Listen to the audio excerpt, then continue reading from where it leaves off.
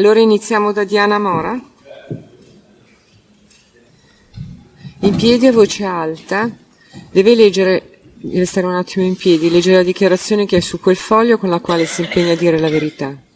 Consapevole della responsabilità morale e giuridica che assume nella mia posizione, mi impegno a dire tutta la verità e non nascondere nulla di quanto a mia conoscenza. Si accomodi. Lei si chiama Diana Mora. Sì. Dove è nata e quando è nata? A Verona il 23/9/75. E dove è residente? A Milano in via Natale Battaglia 34. Prego la difesa.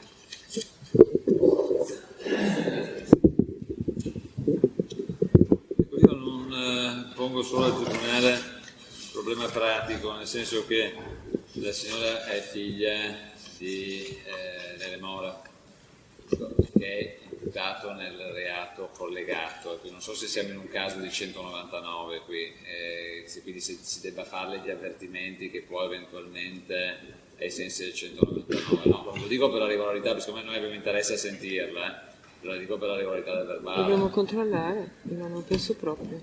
Leggi. La procura sul come sentire la teste. Oggi che c'è Secondo me si può sentire come testo. No, certo. Nessuno. Presidente, penso che non incida la posizione del signor Mora con la figlia nell'ambito di questo processo teste a difesa, quindi per noi è un test puro, diciamo. Bene. Possiamo procedere? Sì, possiamo procedere, perfetto, grazie. Che giorno è? Lei collaborava con l'attività di suo padre? Sì. Sì. Quando ha cominciato questa collaborazione? 11 anni fa. 11 anni. Che ruolo svolgeva nell'ambito dell'agenzia? Se svolgeva qualche ruolo specifico? Allora, precedentemente nella LM Management avevo un settore mio di stylist da seguire. Scusi, un po' più forte. Stylist. Seguivo gli artisti vestendoli, curando la loro immagine e oltretutto seguivo anche i clienti di varie aziende sempre per i contratti degli artisti. Poi successivamente con la nuova società, la LM Production, ero l'amministratore e quindi mi occupavo dell'amministrazione della società. Bene, senta, questa attività lei la svolgeva anche nel corso dell'anno 2010? Sì. Nel corso del 2010 lei ha avuto modo di conoscere una giovane ragazza nome Ruby? Sì. Scusa, lei è sposata? Separata. E all'epoca? Sposata. Era sposata. Sì. Senta, e questa ragazza lei ricorda dove l'ha conosciuta? Io questa ragazza l'ho vista in ufficio da noi. Era venuta per fare dei casting, perché da noi c'era un ufficio di casting che seguiva un mio collega ed era Un po' dice il nome? Marco Zorzetto. E lei sa come è arrivata in agenzia da voi? Ha avuto modo di parlarne poi con la ragazza?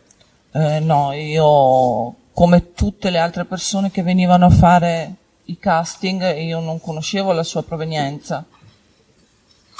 Ma lei ricorda se le fu segnalata poi da qualcuno, da suo padre o da qualcun altro in particolare? Assolutamente no.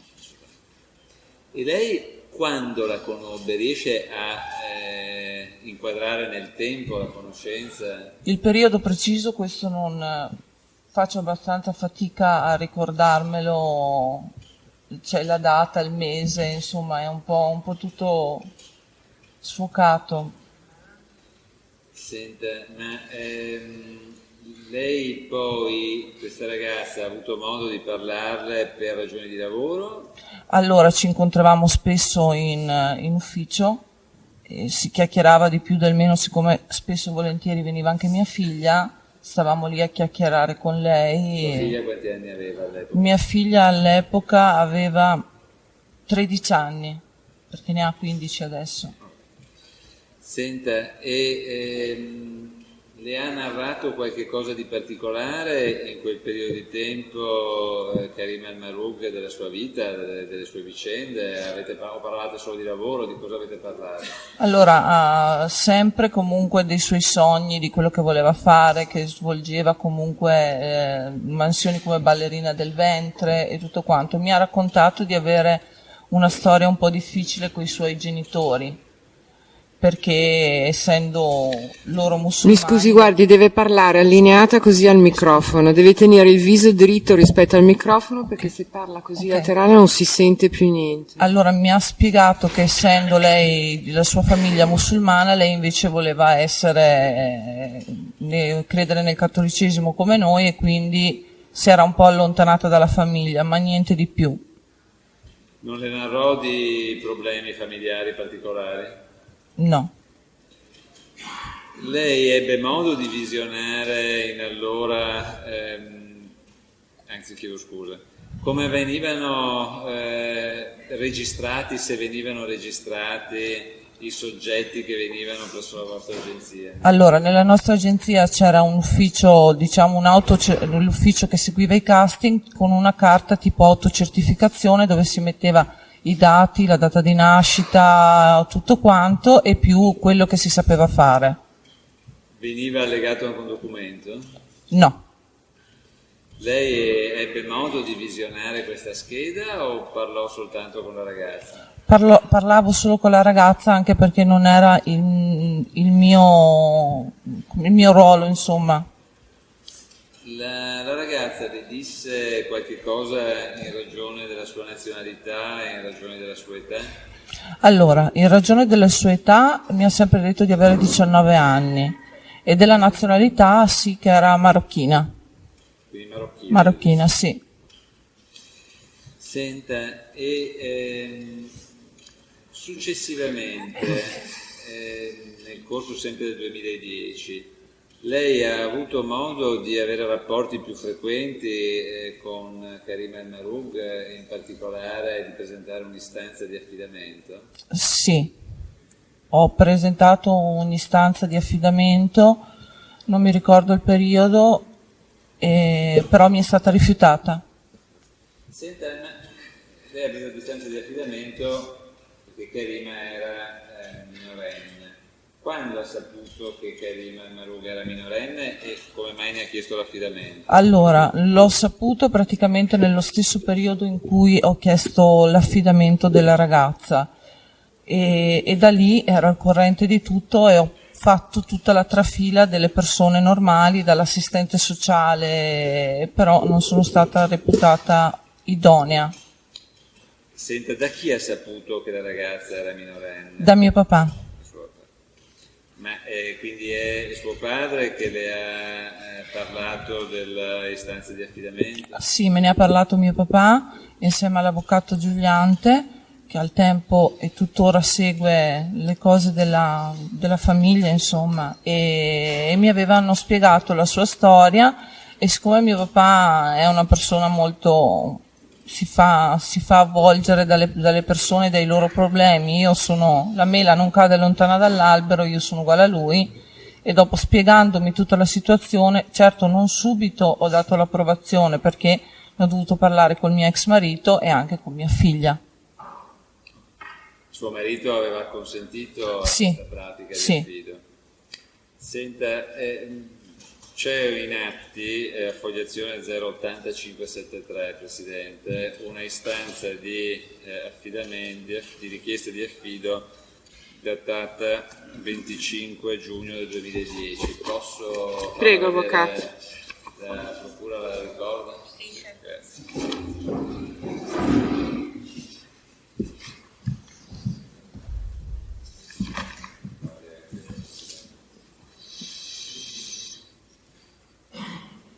Grazie. Sì.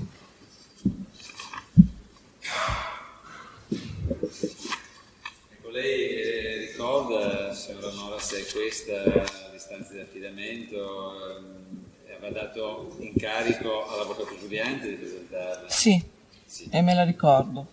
questa è datata 25 giugno. Lei è in grado di ricordare quanto tempo prima avete parlato di questa vicenda? Ma circa più o meno con mio papà una settimana prima, più o meno, 10 giorni. Lei aveva saputo che Karim El Mahroug aveva avuto qualche problema, c'erano stati dei litigi, aveva saputo nulla delle vicende collegate? Sì, diciamo che dopo ho saputo bene o male tutti i problemi che aveva questa ragazza, perché io sapevo che viveva con una sua amica e dopo invece pian pianino facendomi raccontare la sua vita e tutto l'ambaradan che era successo ho saputo anche di questo. Lei ha avuto modo di recarsi anche presso le comunità dove era affidata la ragazza? Sono andata a trovarla, non sono mai entrata, ma sono andata a trovarla 2 o 3 volte a Nervi. Sì. Senta, per quanto riguarda l'affido, lei dopo questa prima istanza ne ha presentata anche una seconda? Non mi ricordo. Non lo ricordo. Perché c'è una seconda istanza depositata il 16 luglio del 2010, che è Faldone 8, pagine 571, pagine 585, sono procuratore. Lei ricorda se no? Ecco, ma l'avvocato giudiante era il vostro avvocato? Sì. Che seguiva le vicende della LM? Seguiva, sì, tutte le vicende della società, sì. Quindi, scusi, siete stati voi a consigliarlo al Karim El Mahroug, poi, per seguire anche le vicende dell'affido della ragazza? Allora, lei si è legata molto all'avvocato Giuliante, come era molto legata a me, e si fidava di lui per essere seguita. Quindi il nominativo dell'avvocato Giuliante gliel'avete dato voi? Sì, lei l'ha conosciuto perché l'avvocato Giuliante era sempre con me, perché mi accompagnava dagli assistenti sociali e anche quando andavo a trovarla. Senta, Karim El Mahroug ha avuto poi anche modo di narrarle le ragioni per le quali aveva dato età diverse? Sì. Cosa le ha detto? Allora mi ha raccontato tutta la storia della sua vita, che era praticamente da quando aveva 12 anni che se n'era andata di casa, perché il padre era molto violento, mi aveva fatto vedere anche una cicatrice sulla testa che le aveva fatto suo papà, che proprio non riusciva a convivere e quindi ha preferito andarsene. A quel punto, dopo varie storie brutte di questa famiglia, insomma, io mi sono molto legata a lei, anche perché era come un cagnolino da solo e di conseguenza ho cercato di fargli stare vicino anche mia figlia, tutta la mia famiglia, cercando insomma di dargli un po' di amore e di affetto a questa ragazza.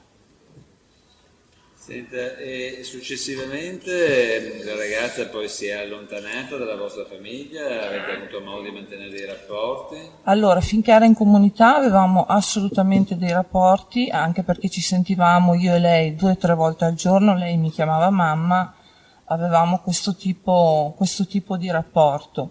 E anche quando è scappata, l'ho sempre riportata alla comunità. L'ultima volta non sono riuscita a portarla, allora gli ho fatto un biglietto del treno per tornare a casa dei suoi genitori, perché avevo parlato con lei dicendo che non poteva vivere in mezzo a una strada, o in comunità oppure ritornava dai suoi, che io ero sempre presente per lei in qualsiasi maniera, però doveva seguire la strada giusta. Quindi, scusi, quando la ragazza si è allontanata dalle comunità, lei la riportava in comunità? Sempre, assolutamente, sì. Senta, fino a quando l'ha vista poi lei la ragazza?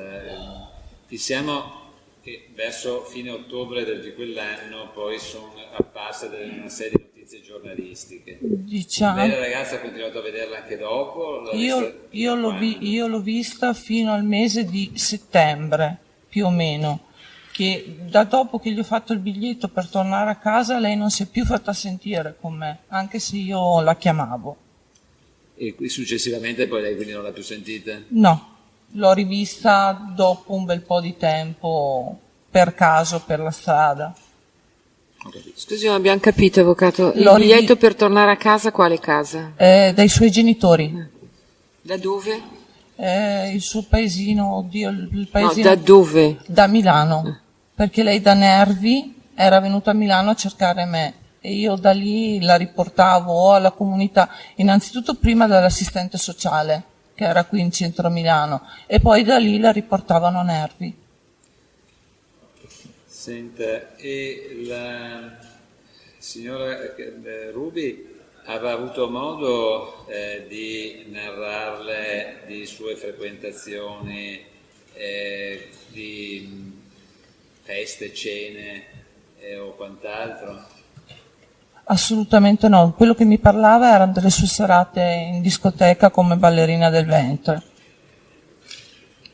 Per quanto riguarda invece frequentazioni con Silvio Berlusconi, lei non gliene ha mai parlato? No, assolutamente mai. Va bene, io ho stato un'altra domanda, grazie. Prego, l'avvocato Longo. Nessuna domanda.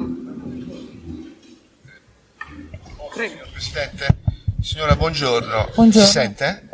Si sente. Senta, quando lei fa l'istanza di affidamento per Ruby, lavorava, ha detto, nell'azienda di suo padre, no? Sì, Quali erano le sue di Diana Mora, condizioni economiche?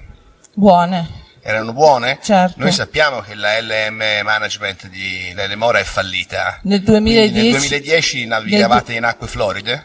nel 2010 era già LM Production, Sì, vabbè, non uguale. era più management. Ah. Buone, prendevo uno stipendio. Prendeva uno stipendio. Certo.